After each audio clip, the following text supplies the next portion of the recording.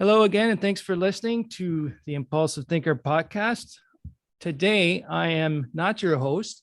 Maybe I should say this is Andre, but I'm not your host today. I have Gail Swift, our guest host today, who was born with Tourette's, innately curious, self-aware, and fiercely motivated to help parents understand their children with her company called Plans to Prosper Coaching. Plus, she is my friend, one of the few people who supported me and accepted me through my tumultuous transition from my ADHD diagnosis to self-acceptance. So this is a very special one for me today. And Gail, this is your interview. And how are you today?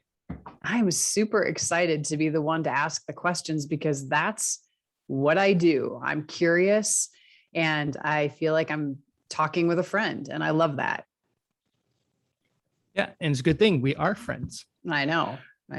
Before we get going, I really like you to take a minute here and explain to everyone here listening the Plans to Prosper coaching and what your specialty is, because I think it's very, very important, especially as entrepreneurs, that we look at that side of our life and help raise our kids and to help them grow.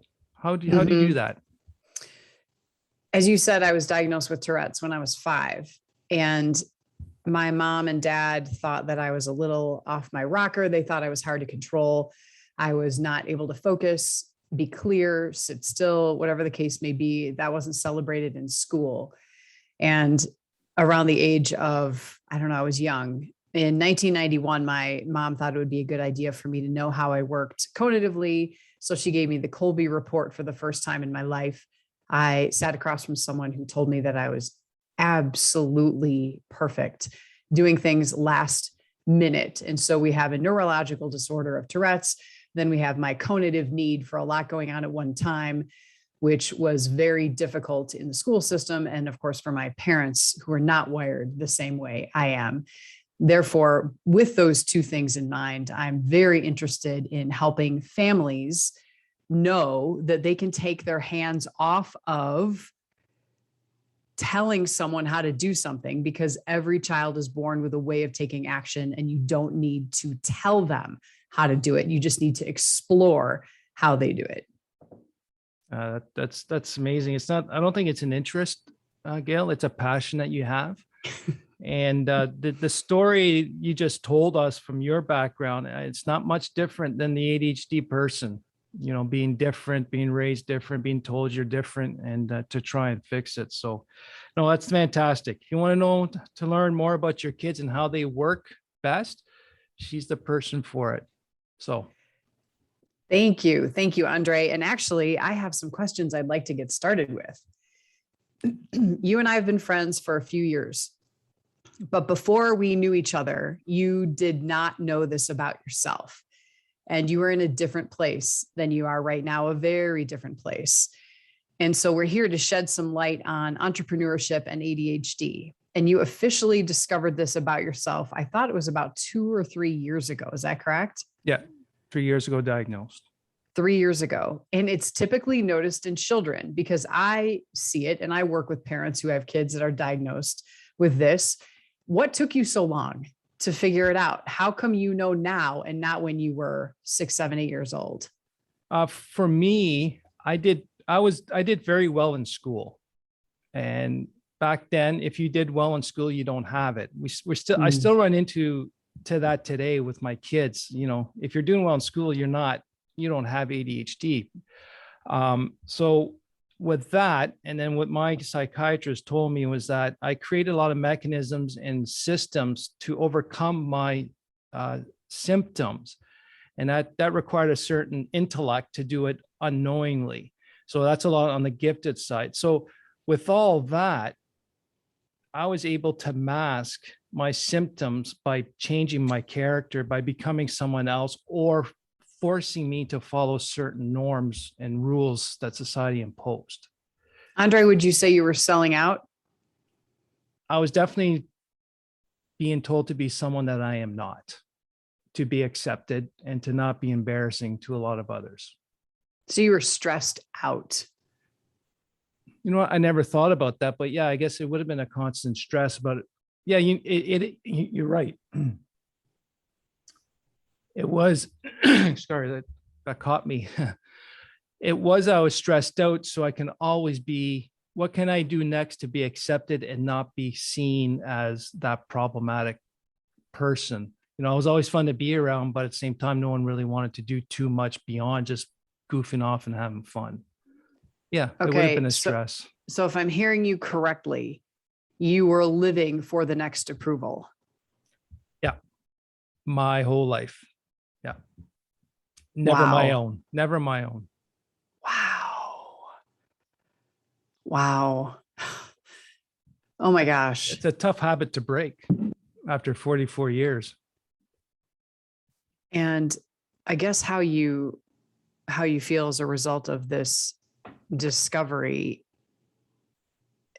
my like awe and silence, how do you feel as a result of this discovery, Andre?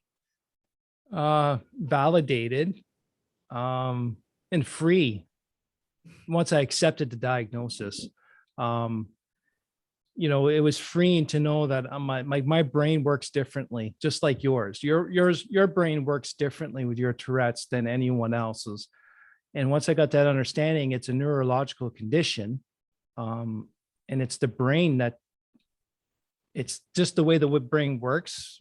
Different parts of my brain's not either developed or doesn't connect and communicate effectively like a lot of other people. That was clarity. Everything made sense now. My last puzzle piece was put together that completed me. So I had my non-ADHD strengths and things, and then I have my ADHD side, just now everything connected. So it gave me a lot more clarity and allowed me to forgive myself also, to my past self to be so hard on me. So now I've transferred over to self-acceptance and given myself a lot less hard of a time for not achieving, or, you know, starting 200 projects and only finishing one, or not being able to focus today or whatnot. Like it's, and I'm reducing that procrastination, or not sorry, the, what do you call that? Perfectionism. Wrong. All right. So for 44 years, you've been used to a pattern of jumping or striving for one acceptance to the next. And now that you're free and you're validated, is that a habit that's been hard to break, or are you still jumping? And what's the difference now? What's the difference if so you've let that go? You're not needing to obviously be in acceptance because you know your diagnosis. It makes sense to you and you're free. So what's the difference? What are you finding is the difference? Still striving for acceptance. Okay. Like it's still there.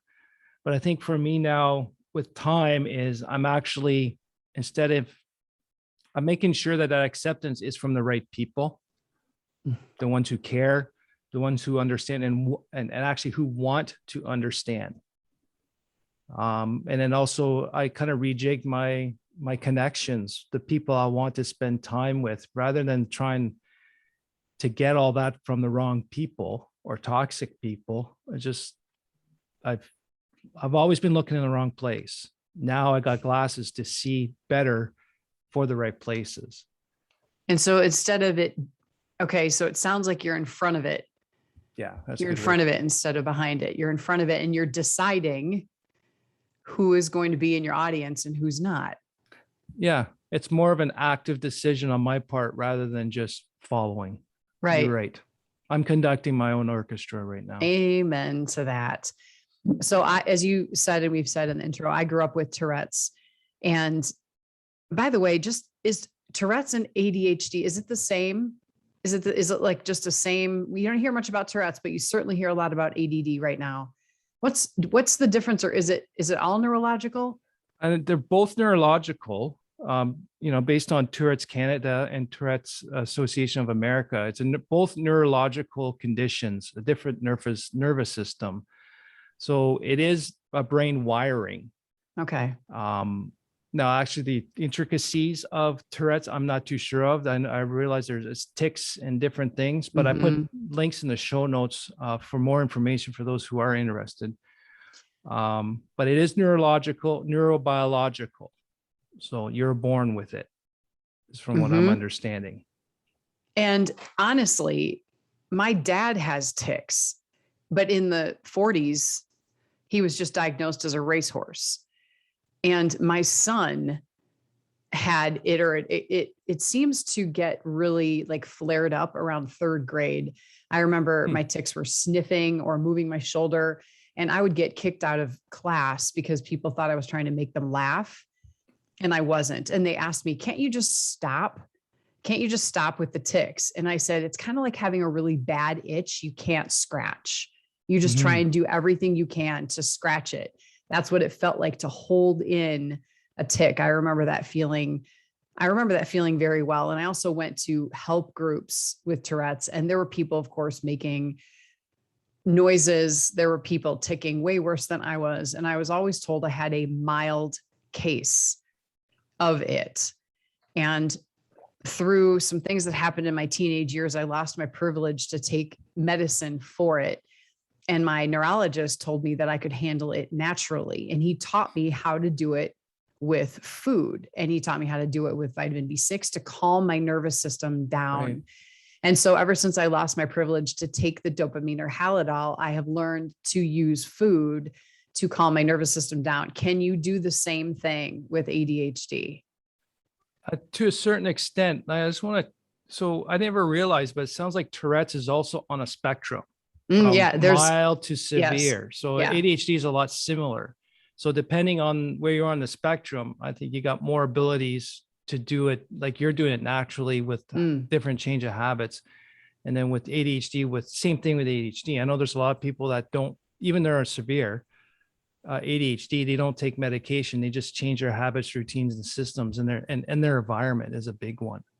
I know when I've been reading, the diet has a part, but it's a small piece. But every little bit of 5-10 small pieces adds up to one big chunk. So, but yeah, I didn't realize Tourette's was on the spectrum either. Interesting. And so, where are you on the spectrum? I've been diagnosed as severe. My psychiatrist told me he's impressed that I graduated engineering and university on time or at all.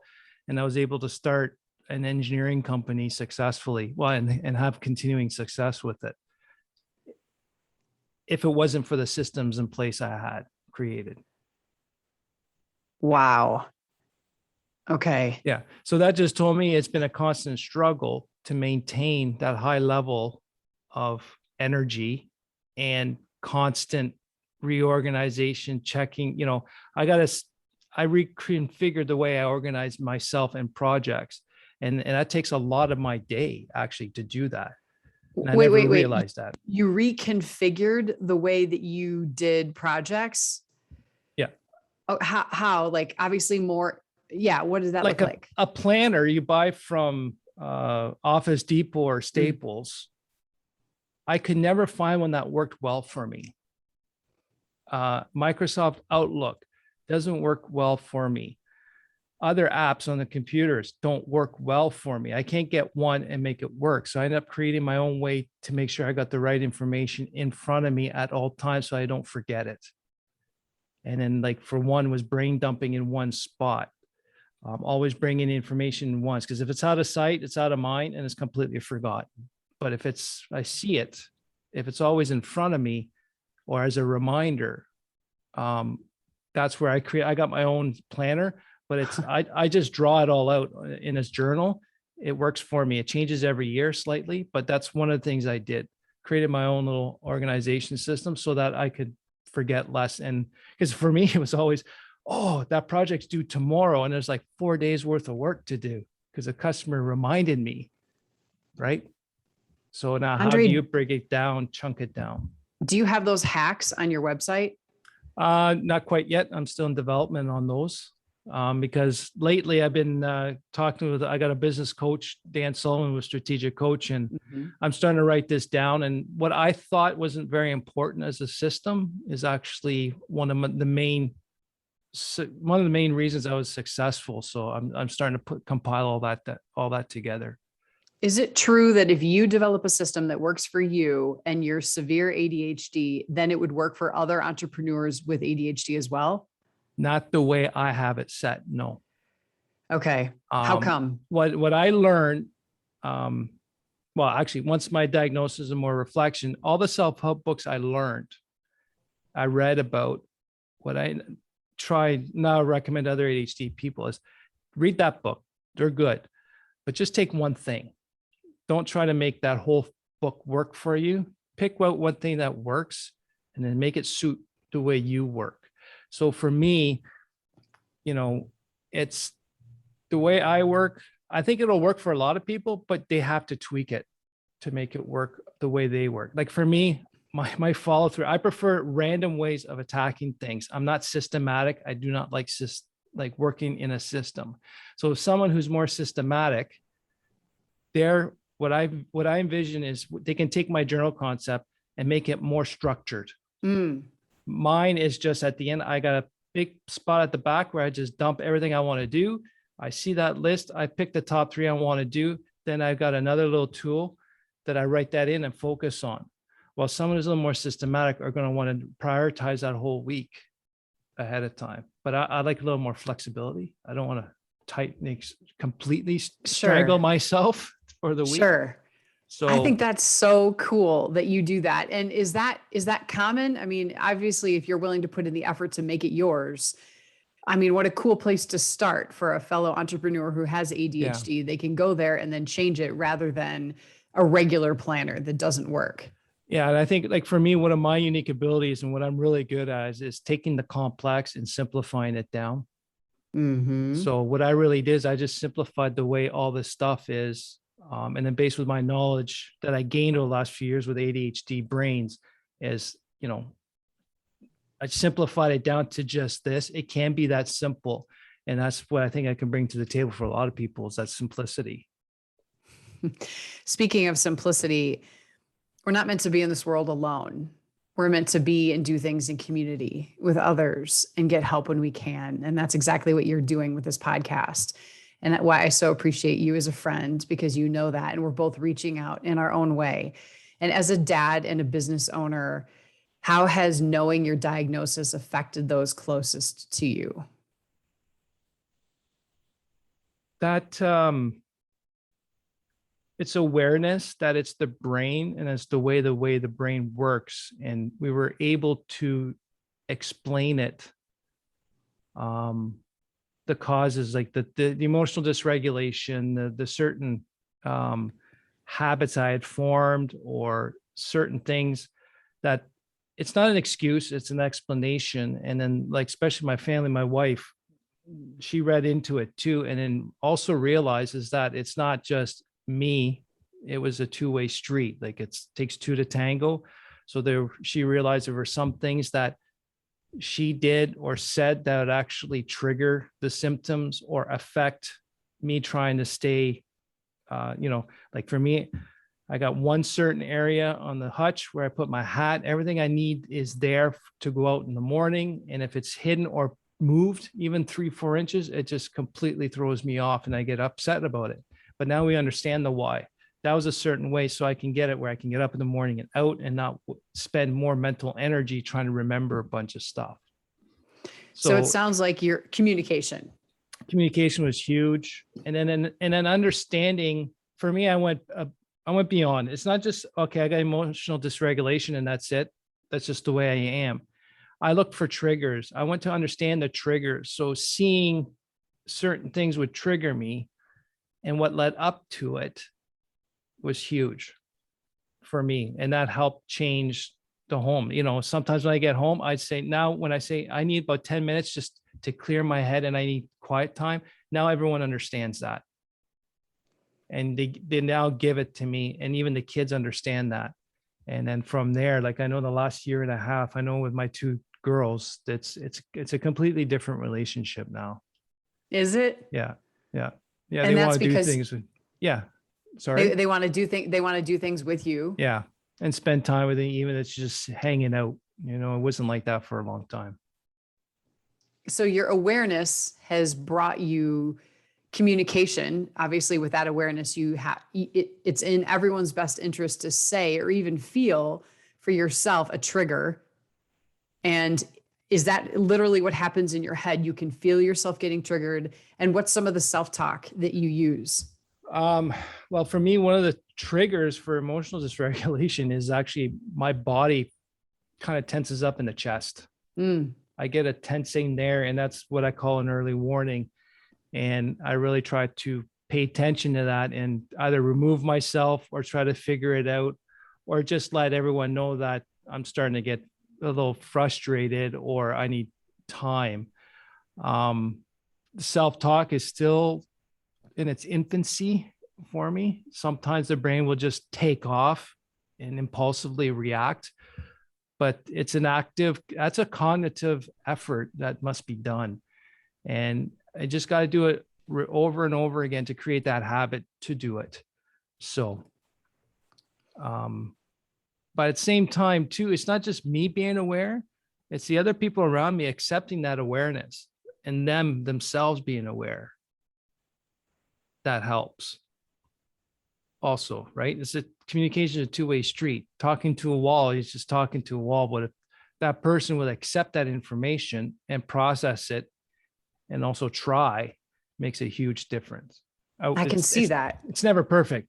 We still got along, it's always a constant struggle. It always will be, but it's improved, and we can't be perfect every time.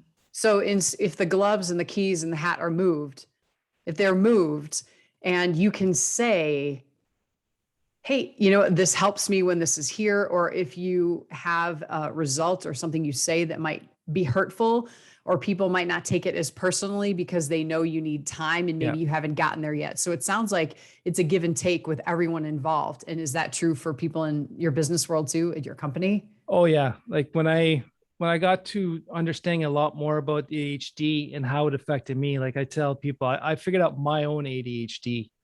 It's like they say, if you met one person with ADHD, you've only met one person with that ADHD. Oh. So I communicated to my business partner, and to him, it was just, everything makes sense. It makes sense now. So they deal with me a little bit differently, but to me, it's been wide open for everyone. I have ADHD, and this is why I need information in a certain place. Don't throw your stuff on my desk when you're done. There's a place for that over there. Just putting stuff on my desk clutters it up. And for me, clutter that's not mine is noise. My ears, it's the only way I can describe it. And then all of a sudden the brain takes over and just wants to just lash out. And it's immediate. It's one of those, it's in and out, it's fight or flight.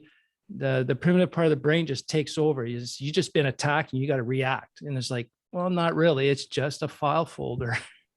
In the end, you look at it, it's only a file folder. So you're kind of being silly. But at that time, the intense reaction, our emotions are huge and quick, and then they go away. I'm so proud of you, Andre, in the work that you've done. I have one last question I'd like to end on, and that how is this your superpower? My ADHD being my superpower, it's a part of my superpower or my unique ability. Personally, I don't like the term superpower, or if we're going to use it, I don't like the term being used only for ADHD. Everyone's got a superpower. And for me, it's a part of it.